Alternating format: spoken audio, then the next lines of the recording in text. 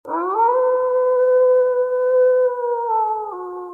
sebuah desa bernama Sumbermulyo, warga mulai diresahkan oleh penampakan sosok misterius yang muncul di malam hari. Bukan sekadar sosok, melainkan pocong, tubuh terbungkus kain kafan, dengan wajah pucat kehijauan dan mata yang kosong. Namun yang paling mengerikan adalah, pocong itu bisa bicara. Awalnya hanya beberapa orang tua di warung kopi yang melihatnya. Waktu itu habis Isya, aku ngopi di warung Bu Tijem, cerita Pak Karto, pemilik tambak tua. Tiba-tiba kursi plastik di sampingku geser sendiri, dan aku lihat pocong duduk. Warga lain mendengarkan dengan bulu kuduk meremang. Dia duduk? Tanya salah satu pemuda. Iya, duduk, diam aja. Tapi mukanya ngarah ke aku. Lalu, dia bilang pelan, tolong, lepaskan tali pocongku. Sejak malam itu, kejadian aneh semakin sering terjadi. Kadang pocong itu muncul di pos ronda saat para pemuda berjaga. Ia berdiri di ujung jalan, tidak bergerak, hanya memandang, lalu melompat mendekat secepat kilat. Dan setiap kali itu terjadi, ia akan mengucapkan kalimat yang sama. Tolong, lepas tali pocongku. Tak sedikit warga yang trauma. Bahkan, ada seorang tukang sayur bernama Bu Ija yang mengaku melihat pocong itu saat berjalan sendiri di malam hari sepulang dari hajatan. Dia ngikutin saya dari belakang, tapi pas saya nengok, dia udah ada di depan. Matanya kosong, tapi air mata jatuh dari pipinya. Ujar Bu Ija sambil gemetar. Dia cuma ngomong, aku nggak tenang, tolong lepaskan tali pocongku. Akhirnya, warga desa pun memanggil seorang ustaz dari desa sebelah, Ustaz Wahid, untuk menyelidiki dan mendoakan kampung itu. Ustaz Wahid bersama beberapa warga tua melakukan tirakat dan mencari tahu siapa yang baru meninggal, dan mungkin tak disempurnakan proses penguburannya. Setelah beberapa hari menyelidiki, mereka menemukan makam seorang pemuda bernama Rian, yang meninggal setahun lalu karena kecelakaan. Rian tak punya keluarga, hanya nenek tua yang kini sudah pikun. Dengan izin warga, Ustaz Wahid dan tokoh desa menggali makam Rian. Dan benar saja, tali pocongnya masih terikat. Menurut ajaran, tali pocong seharusnya dilepas agar arwah bisa tenang. Namun karena kelalaian atau ketidaktahuan, tali itu tak pernah dilepas. Malam itu juga, tali pocong itu dilepas dan doa-doa dibacakan. Sejak saat itu, pocong itu tak pernah muncul lagi. Warung kopi kembali ramai, pos ronda kembali santai, dan Bu Ijah pun tak takut pulang malam. Namun kadang, saat angin dingin bertiup dari arah kuburan dan bau tanah basah tercium, beberapa warga mengaku masih mendengar suara pelan di kejauhan. Tolong lepas tali pocongku. Setelah makam Rian dibongkar dan tali pocongnya dilepas, warga desa Karangjati bisa kembali tidur nyenyak. Namun kedamaian itu hanya bertahan 3 hari. Pada malam Jumat Kliwon, warung kopi Pak Rusdi kembali heboh. Seorang pemuda bernama Bima, yang tengah duduk sendirian sambil ngopi, tiba-tiba berlari pulang dengan muka pucat pasi. Aku lihat pocong lagi, tapi ini beda.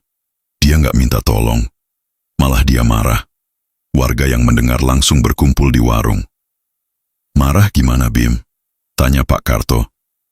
Dia berdiri di samping warung, tapi tubuhnya lebih besar. Kain kafannya kotor, penuh tanah dan darah kering. Matanya merah dan dia bilang, jangan kau ganggu aku. Aku tidak ingin tali ini dilepas. Sejak kejadian itu, pocong kedua mulai sering muncul. Bedanya, ia tak pernah meminta bantuan. Malah seakan marah jika ada yang mencoba mendoakannya. Ia terlihat di pinggir kebun, di dekat jembatan tua, atau di belakang musala. Puncaknya, seorang warga bernama Tono, yang penasaran dan mencoba membaca ayat-ayat suci saat melihat pocong itu, justru mengalami kesurupan. Dalam keadaan kerasukan, suara Tono berubah parau. Aku mati karena dendam. Aku dibunuh oleh orang terdekatku. Aku tak ingin damai. Aku menunggu, hingga dia datang menjemput ajalnya. Desa pun kembali gempar. Ustaz Wahid dipanggil lagi. Kali ini bersama 2 orang kiai tua dari pesantren jauh. Mereka menelusuri makam-makam tua dan mendapati makam tua tak bernama di pinggir hutan kecil dekat kebun warga. Berdasarkan penelusuran, makam itu milik seseorang bernama Pak Surya yang menghilang secara misterius belasan tahun lalu. Kabar burung mengatakan ia dibunuh karena perselisihan warisan oleh saudara tirinya, namun tak pernah ada bukti. Warga yakin pocong itu adalah arwah Pak Surya. Dan berbeda dengan Rian, ia tak ingin tali pocongnya dilepas. Dia masih menyimpan dendam dunia, ujar Kiai Fakih. Dan selama dendam itu belum tuntas, arwahnya akan tetap gentayangan.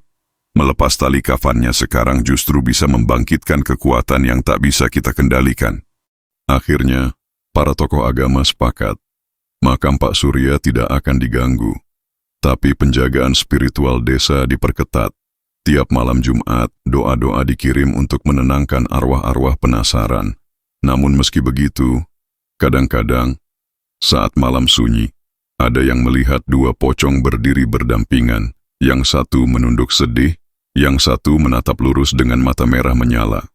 Dan jika kau berjalan sendirian di malam sepi, kadang terdengar bisikan ganda dari balik pohon. Tolong, lepas tali pocongku. Jangan kau berani menyentuh tali ini. Desa Sumbermulyo kembali dicekam ketakutan. Penampakan dua pocong yang berbeda terus muncul. Satu menatap sendu meminta pertolongan, dan satu lagi menatap dengan penuh amarah dan dendam.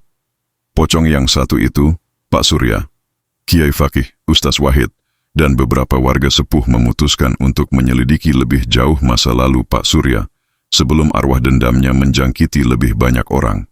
Beberapa warga tua akhirnya angkat bicara setelah sekian lama bungkam. Dulu Pak Surya adalah petani sukses yang mengelola lahan warisan orang tuanya. Ia tinggal bersama adik tirinya, Darto, yang dikenal sebagai lelaki malas, penjudi, dan suka mabuk.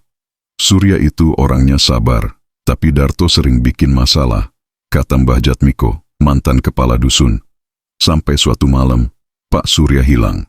Awalnya, warga menduga Pak Surya merantau, tapi anehnya, seminggu setelah kepergiannya, Darto mendadak kaya.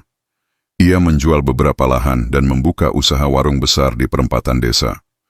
Ketika ditanya soal kakaknya, Darto hanya menjawab, dia pergi jauh, gak akan kembali.